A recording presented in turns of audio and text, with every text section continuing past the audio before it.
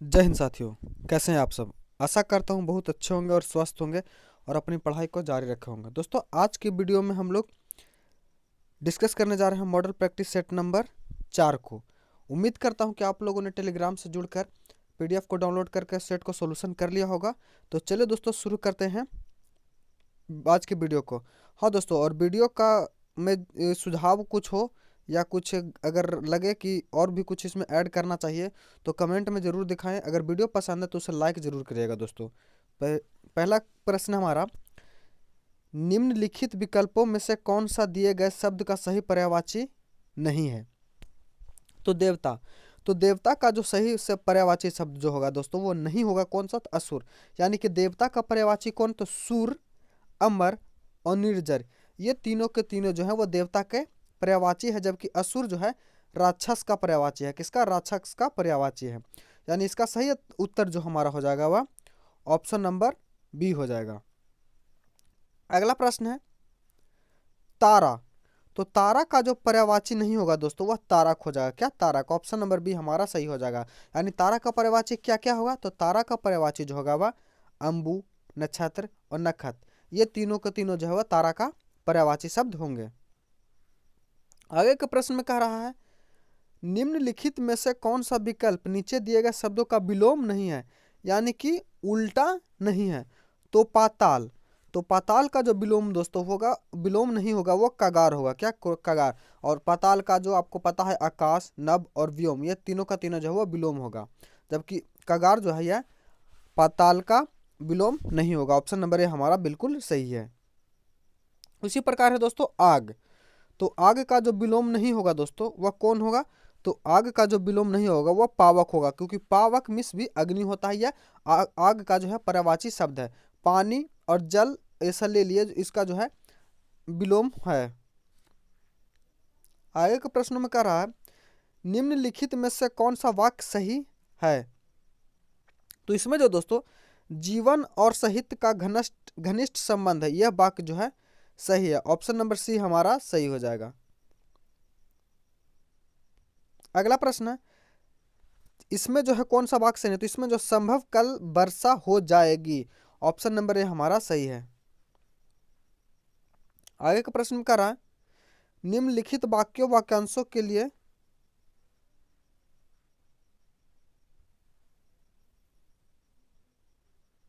जो क्या है, इसके लिए निम्नलिखित वाक्यांशों के लिए चयन कीजिए। तो वह स्थान जहां कोई ना हो, तो वह स्थान जहां कोई ना हो उसे क्या कहते हैं, तो उसे जो है निर्जन कहते हैं। क्या, निर्जन।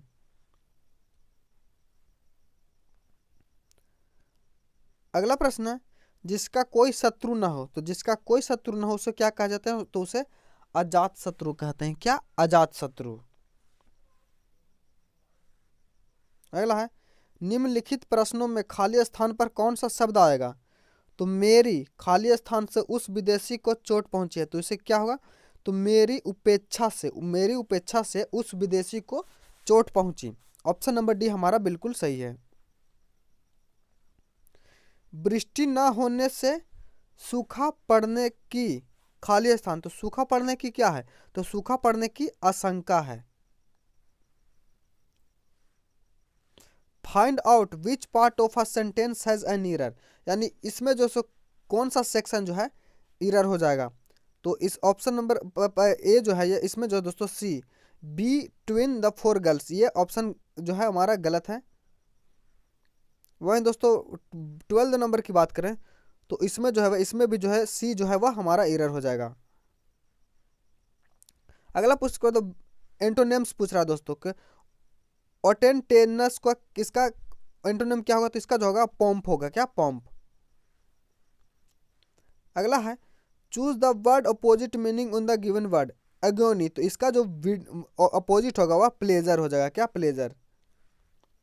आगे है, fill in the blanks, the most people are influenced by, by क्या हो जाएगा, तो यह हो जाएगा by colourful advertisement and tend to believe the claims made about the product. Option number है हमारा बिल्कुल सही है। आगे चलते हैं दोस्तों, देखते हैं जीके जीएस के प्रश्न को।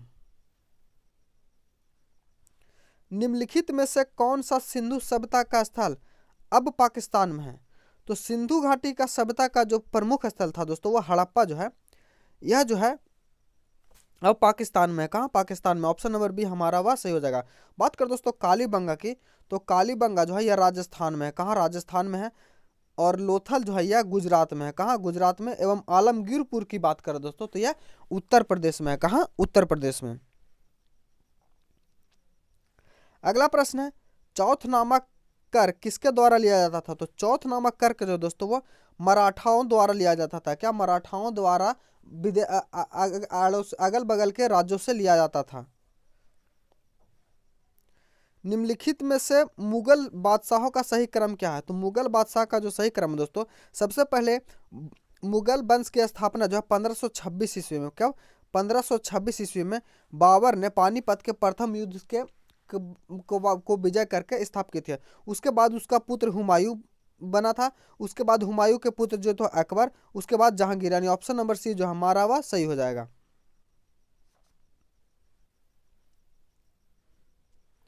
इनमें से कौन सा श्वेत महाद्वीप कहलाता है, तो श्वेत महाद्वीप जो दोस्तों वो अंटार्कटिका महादेश कहलाता है। कौन अंटार्कटिका महादेश, यह जो है यहाँ पे कोई व्यक्ति नहीं रहता दोस्तों, इस पर जो है बर्फ की चादर जमी हुई है, जिस कारण इसे जो है श्वेत महाद्वीप कहा जाता है।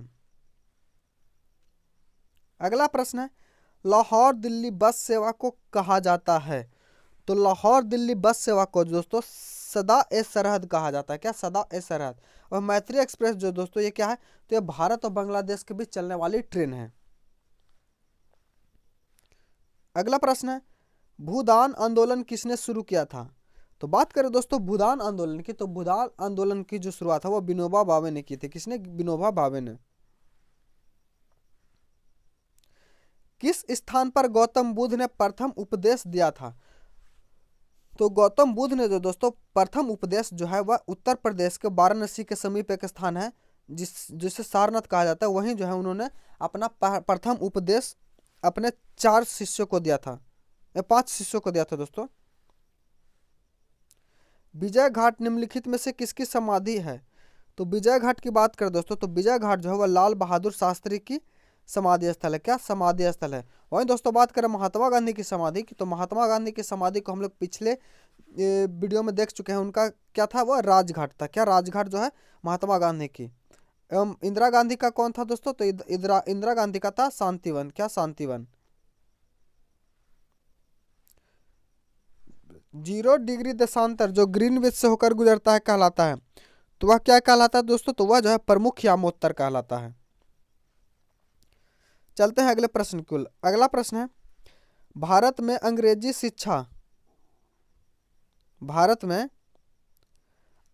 शिक्षा की शुरुआत किसने की थी, तो भारत में जो अंग्रेजी शिक्षा की शुरुआत का जो श्रेय जाता है दोस्तों वह लॉर्ड मैकाले को जाता है। फ्लाइंग सिख के नाम से जाना जाते हैं, तो फ्लाइंग सिख के जो नाम से जाना जाते हैं वो मिल्खा सिंह जाने जाते हैं, कौन, मिल्खा सिंह। पृथ्वी का एकमात्र प्राकृतिक उपग्रह है, तो पृथ्वी का जो एकमात्र प्राकृतिक उपग्रह है दोस्तों वह चंद्रमा है, कौन, चंद्रमा। ऑप्शन नंबर सी हमारा सही हो जाएगा। वहीं दोस्तों बात करें मंगल की, तो मंगल के 2 उपग्रह हैं, एक डिमोस और एक फूमोस। वहीं दोस्तों आर्यभट्ट की बात करें तो आर्यभट्ट जो है भारत द्वारा छोड़ा गया प्रथम कृत्रिम उपग्रह है। वहीं दोस्तों बात करें अगला प्रश्न है जापान पर प्रथम परमाणु बम कब गिराया गया था, तो जापान पर जो दोस्तों प्रथम परमाणु बम गिराया गया था वह 1945 ईस्वी में किया गया था। और जो अमेरिका ने जो बम गिराया था उसे लिटिल बॉय और फैट बॉय के नाम से जानते हैं। और यह कब गिराया गया दोस्तों, तो यह 6 तारीख और 9 तारीख को गिराया गया था।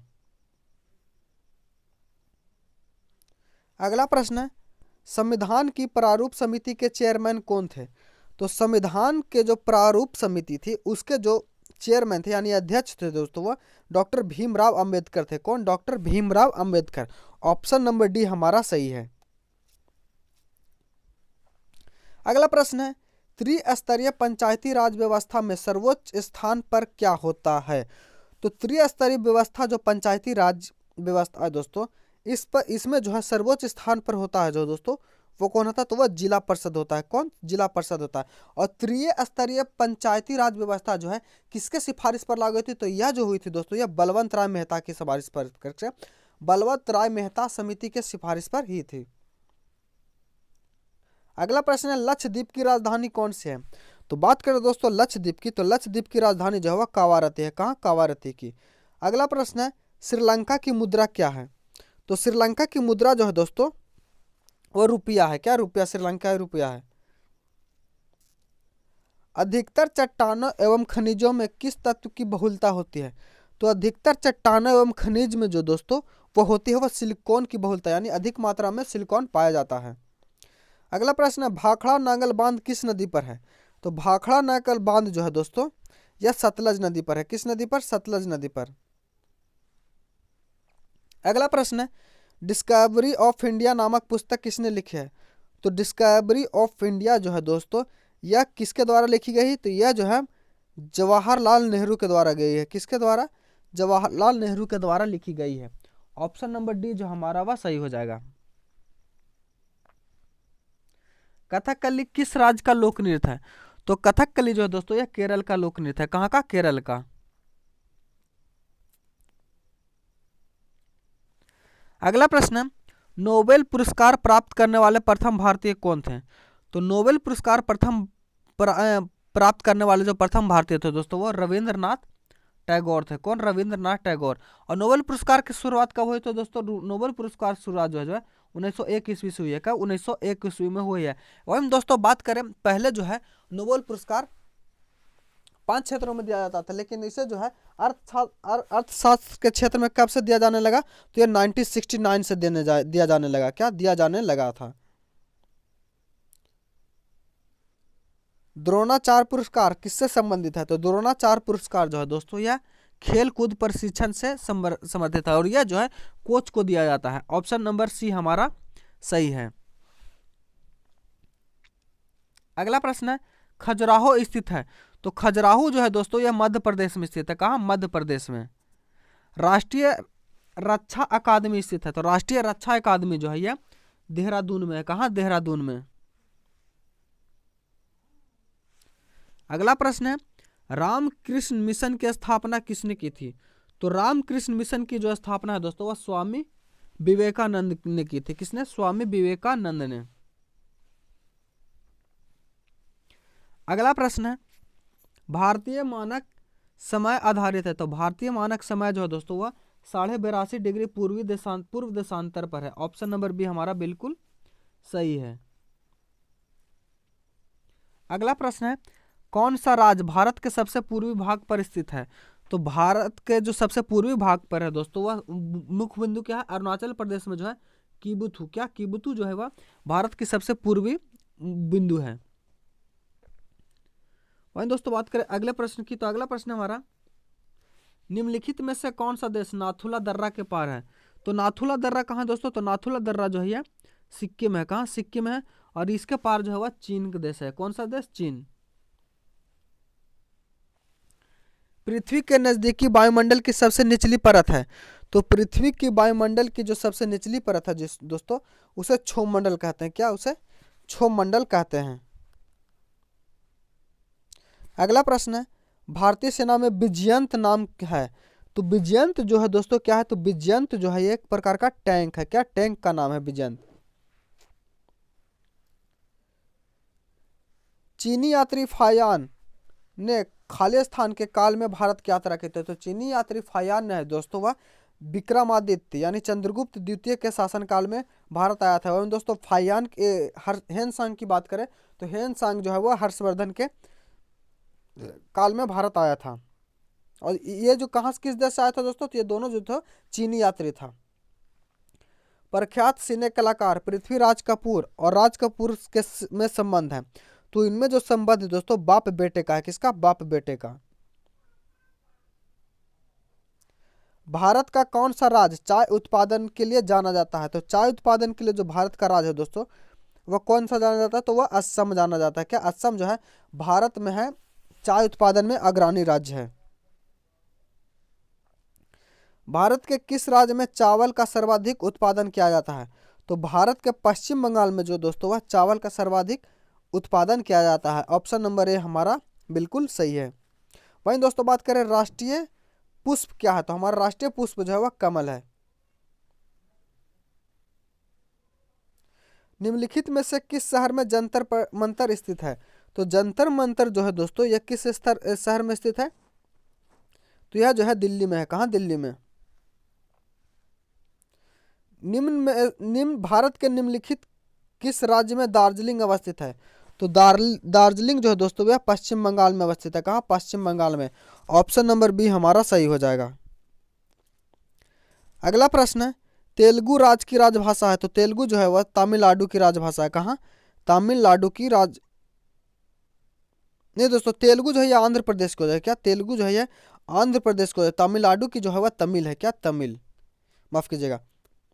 ऑप्शन नंबर बी हमारा बिल्कुल सही हो जाएगा। अगला प्रश्न है, हॉकी हॉकी मैच के में प्रत्येक टीम में कितने खिलाड़ी होते हैं? तो हॉकी मैच में जो प्रत्येक टीम में खिलाड़ियों की संख्या होती है वह 11 होती है। कितनी?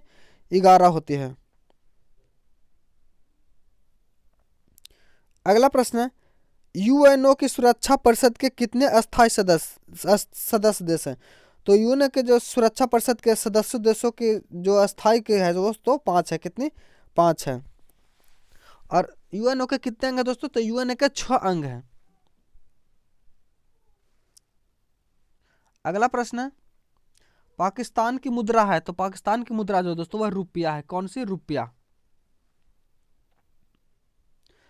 नील नदी के किनारे कौन सी सभ्यता का विकास हुआ था?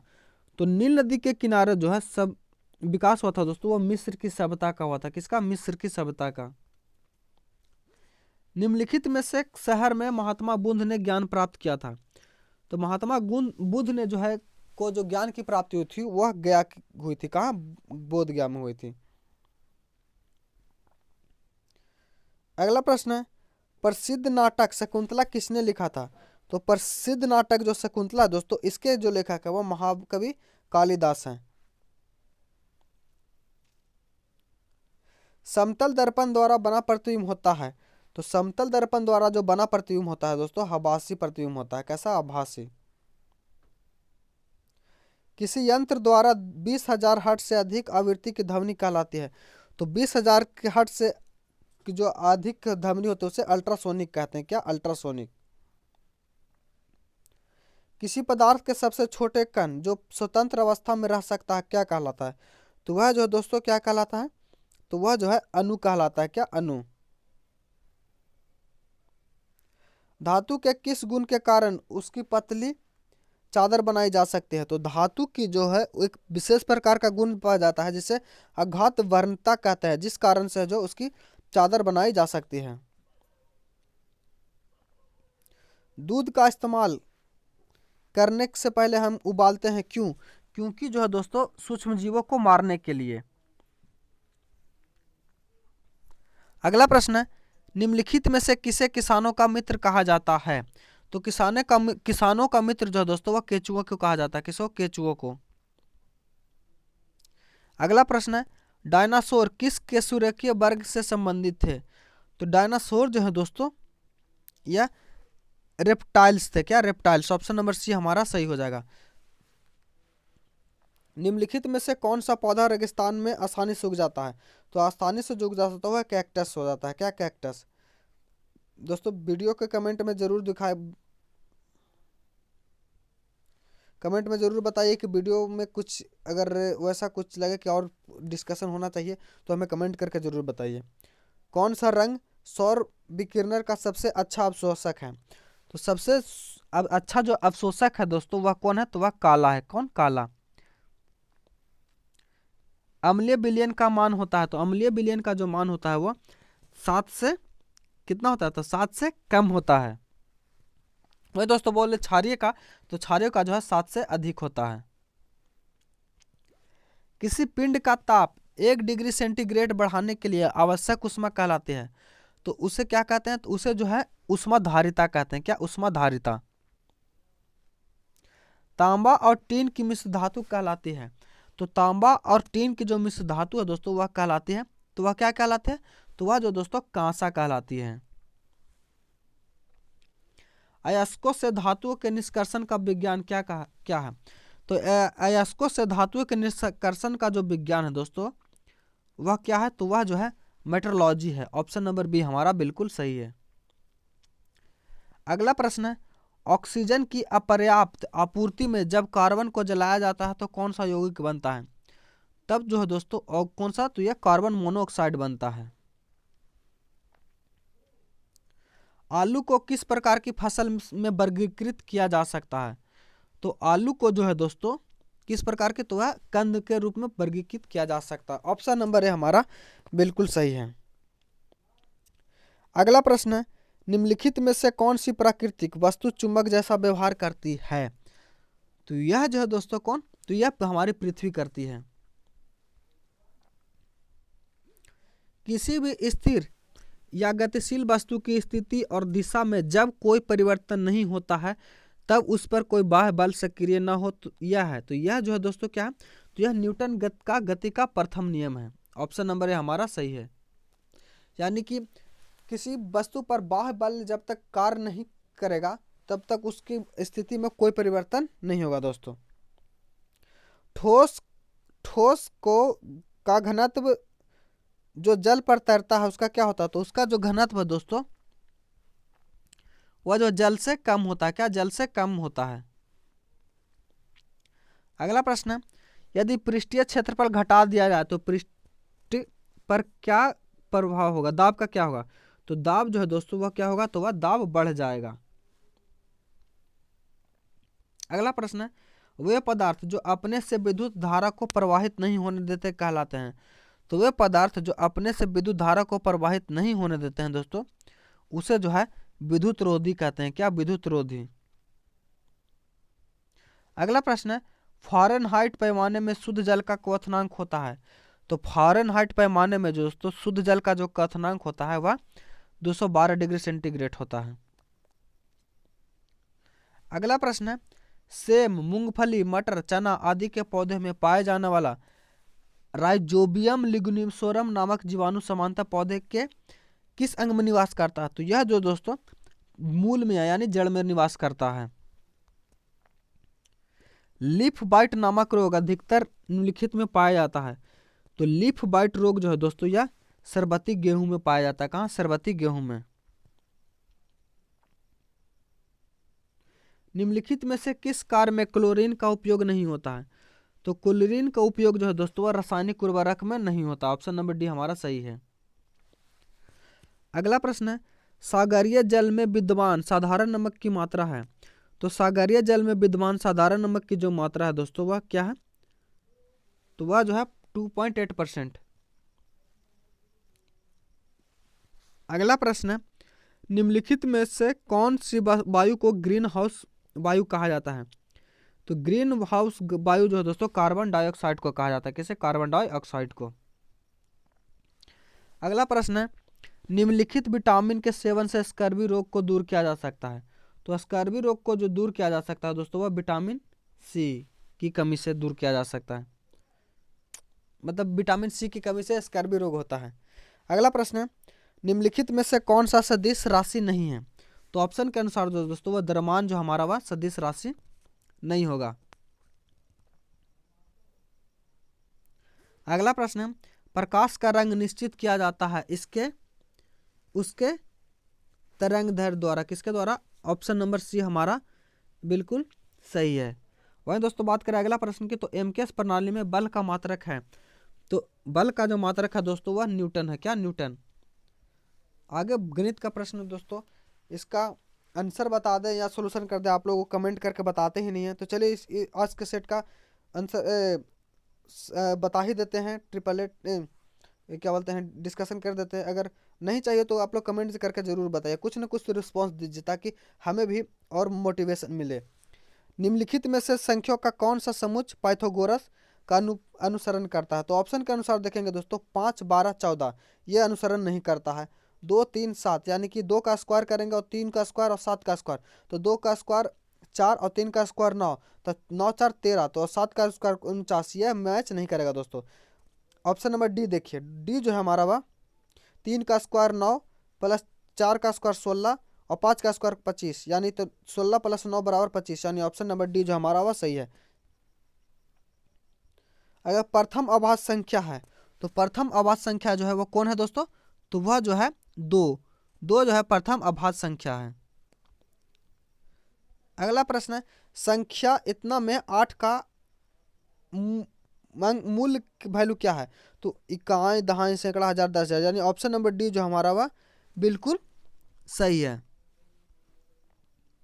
अगला प्रश्न है, 3 आरेख बिंदुओं पर होकर जाते हुए कितने वृत्त खींचे जा सकते हैं? तो 3 बिंदुओं पर जो वृत्तों की संख्या होगी दोस्तों वह कितनी होगी? तो वह 1 होगी। एक पंचभुज में कितने आंतरिक कोण होते हैं? तो पंचभुज में जो आंतरिक कोणों की संख्या होती है वह 5 होती है। कितनी? 5। एक संख्या के 4 गुने से 15 कम है तो वह संख्या ज्ञात कीजिए। तो 4 गुने से 15 कम 9 है, तो हम ऑप्शन के अनुसार जाएंगे तो ऑप्शन नंबर ए हमारा बिल्कुल सही है। यानी माना कि कोई संख्या x है तो 4x से 15 कम यानी 5 बराबर 9। तो अगर 4 का value option number A put करते हैं तो 6 24 माइनस 15, तो 24 में 15 घटाएंगे तो दोस्तों 9, यानी ऑप्शन नंबर ए हमारा बिल्कुल सही है। 97 को सोल्व करेगा तो इसका आंसर आ जाएगा 5%, 1%, 56.1/4%। अगला प्रश्न है, एक फल विक्रेता 40% सेब बेचने के बाद उसके पास 420 सेब बचे हैं, उसके पास कुल कितने सेब हैं? तो दोस्तों मान लिया जाए उस फल विक्रेता के पास 100 सेब हैं। कितने? 100 सेब।